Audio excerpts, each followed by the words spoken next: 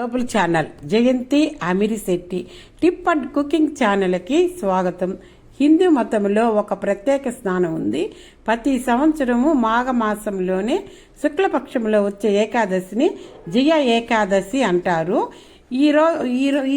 ఈరోజు ఏ పని తలపెట్టినా విజయం చేకూరుతుందని చెప్తారు. ప్రతి ఒక్క పని మంచిదని, ఈరోజు ఏ కార్యం తలపెట్టినా అది ఖచ్చితంగా విజయము అవుతుందని నమ్మకము. ఈ రోజున శ్రీ మహావిష్ణువు భీష్ముడికి బోధించిన విష్ణు సహస్రనామాలలో పూజించిన మంచిది అంటారు.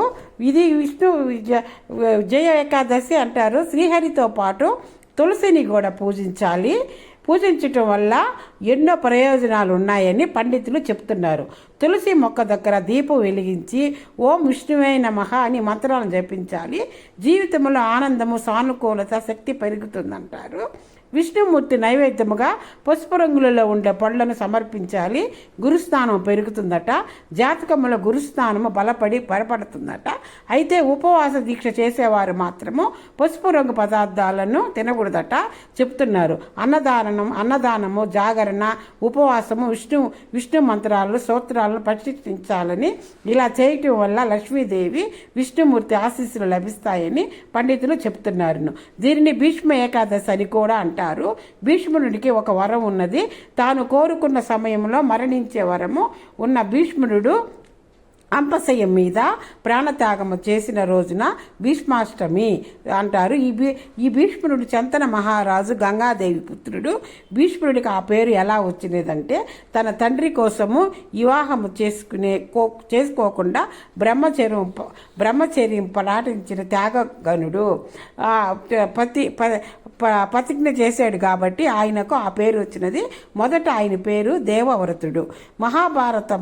భారతంలో జరిగిన కురుక్షేత్ర సంగ్రామంలో కౌరవుల తరపున ఓడినప్పటికీ ఉత్తరాయణ పుణ్యకాలం వచ్చే వరకు అంపశయనం పైన ఉండి ప్రాణాలను నిలుపుకొని మాఘమాసము శుద్ధ అష్టమి రోజున మనకు పంచప్రాణాలు ఉంటాయి కదా, భీష్మాచార్యులు కూడా మానవ జన్మే కదా.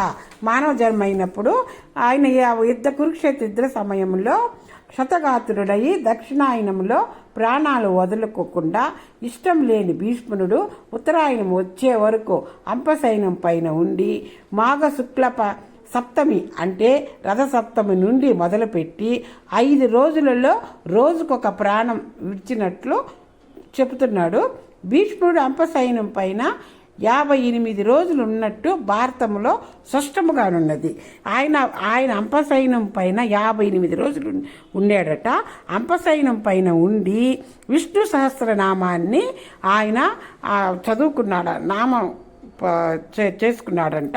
ఎవరైతే ఈ విష్ణు సహస్రనామాన్ని భక్తితో చెప్పుకుంటారో, చదువుతారో వాళ్ళకి ప్రతి పనిలో విజయం చేకూరుతుందని ఆయన వరం ఇచ్చాడంట. ఆయన ఇప్పుడు ధర్మరాజు యుద్ధం సమయంలో విష్ణు సహస్రనామాన్ని చేయబట్టి ఆయనకి యుద్ధంలో విజయం కలిగిందంట.